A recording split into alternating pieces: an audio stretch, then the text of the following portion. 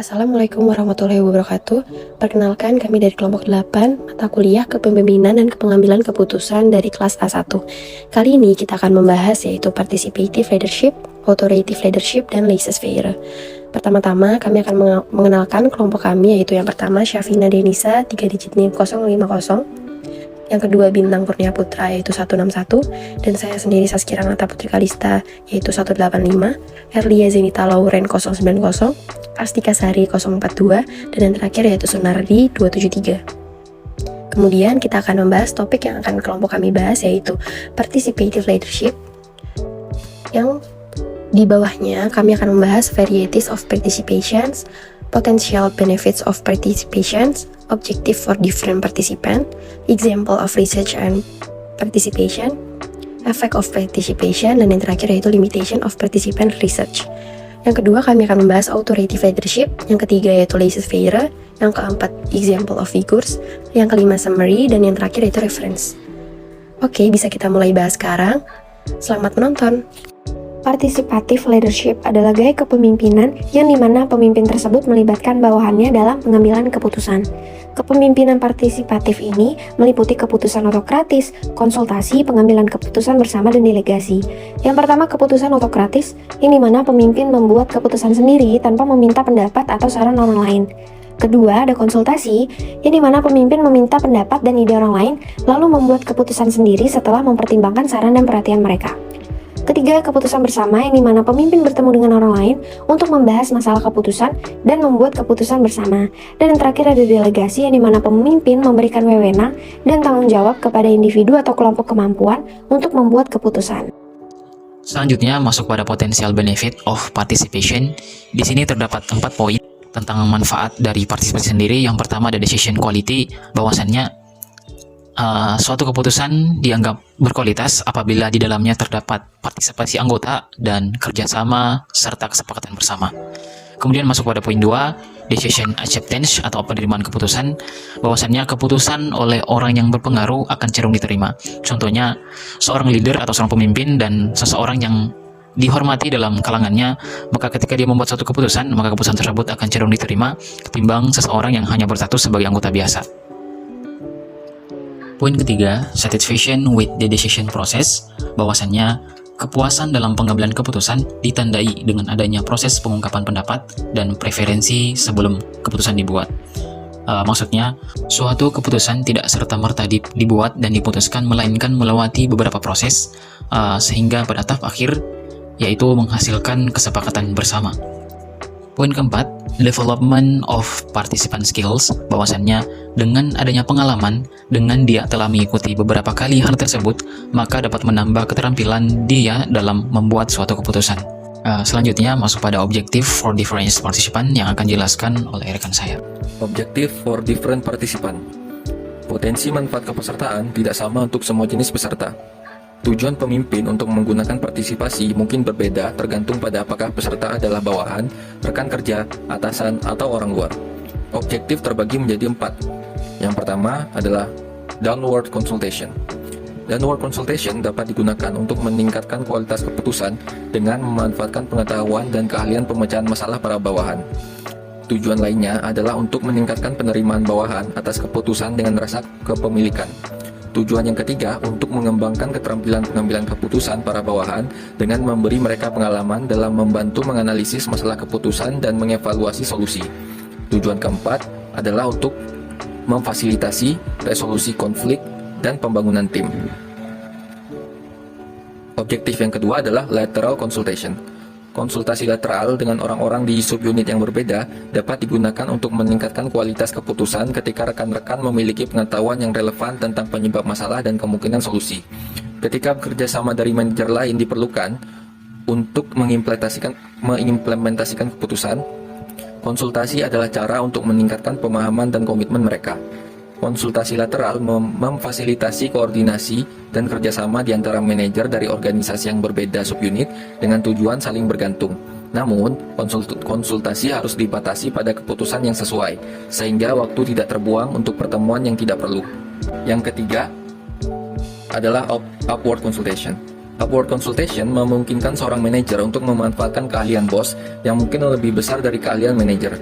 Selain itu, upward consultation memungkinkan seorang manajer untuk mengetahui bagaimana perasaan bos tentang suatu masalah dan memungkinkan untuk menanggapi berbagai usulan. Di sisi lain, konsultasi yang berlebihan dengan atasan menunjukkan kurangnya rasa percaya diri dan inisiatif dari bawahan. Seorang manajer dengan wewenang untuk membuat pilihan akhir dalam keputusan haruslah lebih bijaksana untuk menghindari menjadi terlalu bergantung pada bos saat membuat keputusan. Dan yang terakhir adalah consulting with outsider. Konsultasi dengan pihak luar seperti klien dan pemasok membantu memastikan bahwa keputusan yang mempengaruhi mereka dapat dipahami dan diterima. Konsultasi dengan pihak luar adalah cara untuk mempelajari lebih lanjut tentang kebutuhan dan preferensi mereka, memperkuat jaringan eksternal, meningkatkan koordinasi, dan memecahkan masalah bersama yang berkaitan dengan pekerjaan. Baik, saya akan melanjutkan menjelaskan materi tentang example of research on participation. Nah, di sini saya mengambil salah satu contoh penelitian partisipasi dalam buku Your Leadership in Organization. Salah satu contoh penelitiannya, yang poin pertama, jenis penelitian. Nah, jenis penelitian yaitu penelitian partisipasi. Nah, kuasi eksperimental ini yang digunakan pada saat meneliti. Yang dimaksud penelitian kuasi eksperimental yaitu metode penelitian pelaksanaannya tidak menggunakan penugasan random atau random assignment, melainkan dengan menggunakan kelompok yang sudah ada. Sehingga penelitian kuasi eksperimental ini menimbulkan gaya kepemimpinan yang baik, yaitu berperilakuan baik atau treatment yang diberikan kepada bawahan yang bekerja di Departemen Laundry rumah sakit.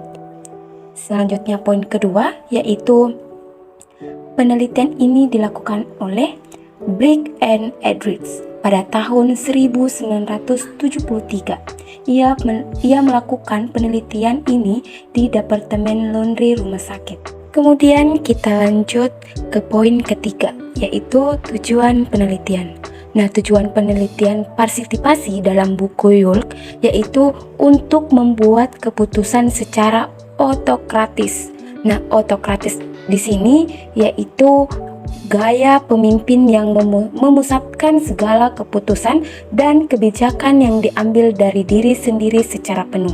Contohnya, saya ambil penelitian Brick dan Edwards di Departemen Laundry rumah sakit. Di situ kita memakai style kepemimpinan di mana merupakan sebuah cara leader di dalam mempengaruhi bawahan supaya mau bekerja sama secara produktif agar bisa mencapai tujuan yang sama.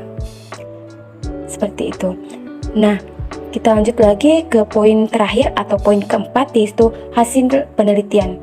Nah, hasil penelitian di sini yang digunakan yaitu penelitian kuasi eksperimental yang dimana membuat peningkatan kehadiran di departemen itu yang awalnya rendah menjadi lebih tinggi atau lebih baik setelah program partisipasi diperkenalkan lebih luasnya, sehingga hasilnya sangat memuaskan dan signifikannya secara statistik dan menunjukkan bahwa program partisipasi sangat berhasil.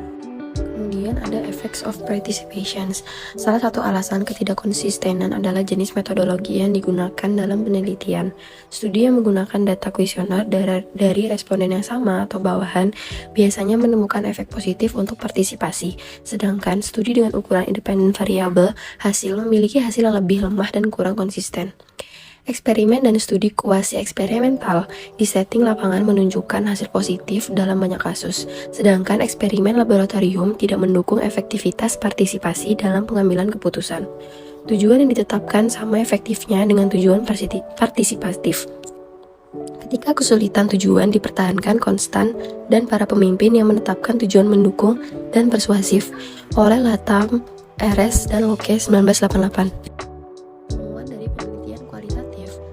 Studi kasus tentang manajer yang efektif lebih konsisten mendukung manfaat kapal kepemimpinan partisipatif oleh Bradford dan Cohen 1984, Cantor 1983, Cousins dan Posner 1987, Peters dan Austin 1985, dan Peters dan William Peters dan Waterman 1982. Setelah lebih dari 50 tahun penelitian tentang partisipasi, kita sampai pada kesimpulan bahwa kepemimpinan partisipatif terkadang menghasilkan kepuasan, usaha, dan kinerja yang lebih tinggi dan di lain waktu yang tidak. Kurangnya hasil yang kuat dan konsisten dalam penelitian tentang kepemimpinan partisipatif mungkin merupakan hasil dari masalah metodologis di banyak penelitian, seperti pada penelitian yang menggunakan metode survei dan metode eksperimen. Pada metode survei, studi lapangan survei dibatasi oleh masalah pengukuran dan kesulitan menentukan arah kausalitas. Sedangkan pada metode eksperimen terdapat beberapa keterbatasan. Yang pertama, partisipasi digabungkan dengan jenis intervensi lain sehingga sulit menentukan apakah konsekuensinya karena partisipasi atau bukan. Yang kedua, banyak penelitian yang melibatkan program partisipasi yang diperkenalkan oleh organisasi daripada oleh manajer individu. Yang ketiga, ada efek Hawthorne. Apa itu efek Hawthorne? Efek Hawthorne adalah perubahan perilaku seseorang karena kesadaran bahwa dirinya sedang diamati. Dan yang keempat, eksperimen laboratorium dan lapangan hanya bisa membandingkan dua keputusan dan definisi tinggi dan rendahnya partisipasi yang bervariasi dari penelitian ke penelitian membuat sulit untuk membandingkan hasil dari seluruh penelitian. Selain itu, keterbatasan juga terdapat pada validitas dan reliabilitas pengukuran. Sebagian besar penelitian gagal mengukur hasil yang paling relevan dan paling mendekati, dan sebagai gantinya, digunakan kriteria yang relatif tidak sensitif yang dipengaruhi oleh banyak hal selain kepemimpinan partisipatif. Dan juga ada kurangnya konsistensi pada hasil. Kurangnya hasil yang konsisten tentang efektivitas kepemimpinan partisipatif mungkin juga mencerminkan fakta bahwa berbagai bentuk partisipasi efektif pada beberapa situasi tapi tidak pada situasi lain. Bill Gates adalah salah satu contoh pemimpin sukses yang menerapkan gaya kepemimpinan partisipatif. Bill Gates percaya bahwa dalam memajukan perusahaan yang dia pimpin, diperlukan masukan-masukan dari para pekerja, karyawan, dan orang-orang yang bekerja sama dengannya walaupun mereka sebagai bawahan. Bill Gates mampu mengembangkan perusahaan yang dapat mendayagunakan setiap kemampuan dari para anggota perusahaannya semaksimal mungkin. Authoritative leadership. Authoritative leadership atau yang bisa disebut juga dengan autocratic leadership didefinisikan sebagai individu atau lebih tepatnya adalah seorang pemimpin yang mampu memerintah atau bersifat otoriter kepada bawahannya, di mana segala pengambilan keputusan berpusat dari dirinya dan bawahan di sini harus siap untuk bekerja sesuai dengan arahannya. Kemudian, ia juga memiliki kontrol atau kendali yang sangat kuat sehingga ia memiliki karisma serta kepercayaan diri yang cukup besar untuk mengatur bawahannya. Kemudian, pemimpin dengan gaya kepemimpinan ini juga cukup memiliki sifat yang disiplin. Pemimpin tersebut merasa dihormati oleh bawahan atau rekan kerjanya karena pengaruhnya yang sangat kuat dalam kepemimpinannya. Gaya kepemimpinan ini juga biasanya umum digunakan di negara Cina dalam pekerjaan mereka sehari-hari. Pemimpin di sini juga lebih asertif atau tegas dan dominan kepada bawahannya dengan serangkaian aturan yang dalam tanda kutip ketat. Hal ini pula yang membuat rekan kerja dan bawahannya cukup tunduk kepadanya. Adapun contoh figur dari authoritative leadership yaitu Bapak Jenderal TNI Haji Muhammad Soeharto, Presiden kedua Republik Indonesia. Soeharto merupakan Presiden Indonesia terlama yang menjabat selama 32 tahun. Beliau dikenal dengan gaya otoriter, lantaran diterapkannya batasan-batasan berpartai politik, penerapan sanksi secara sepihak, hingga penahanan lawan politik. Di rezimnya, Angkatan Bersenjata Republik Indonesia atau ABRI diberikan kesempatan untuk berperan dalam bidang di luar tugasnya, seperti bidang politik. Alhasil, sebagian besar kursi lembaga perwakilan rakyat diberikan kepada militer, dalam hal ini ABRI. Laissez-faire. Gaya kepemimpinan laissez-faire di sini berasal dari istilah bahasa Prancis yang berarti untuk membiarkannya. Sesuai dengan makna tersebut, pemimpin dengan gaya kepemimpinan ini biasanya mendelegasikan kekuatan decision making untuk para pengikutnya, yang berarti para pengikutnya memiliki kuasa untuk menentukan atau membuat keputusan. Hal ini sangat bertolak belakang dengan gaya kepemimpinan otoritatif, yang mana keputusan dipegang penuh oleh pemimpin, sedangkan di sini dipegang oleh para karyawannya sendiri. Pada akhirnya, pengikut diberikan banyak kebebasan dan diberikan kepercayaan oleh pemimpin untuk mengatur dan memutuskan sesuatu dalam pekerjaannya, yang mana hal ini membuat para pemimpin tidak terlalu banyak ikut campur, sehingga bisa dibilang bahwa gaya kepemimpinan ini sebenarnya kurang efektif untuk dilakukan. Selanjutnya, salah satu contoh tokoh dari gaya kepemimpinan laissez-faire. Contohnya adalah Ronald Reagan, sang Presiden Amerika Serikat ke-40 yang sering disebut sebagai pemimpin laissez-faire klasik. Ronald Reagan ini dikenal karena membiarkan bawahannya menyelesaikan tanggung jawab dengan cara yang mereka anggap cocok. tanpa secara otokratis melihat ke belakang bahu mereka. Baik, adapun kesimpulan tentang materi partisipatif.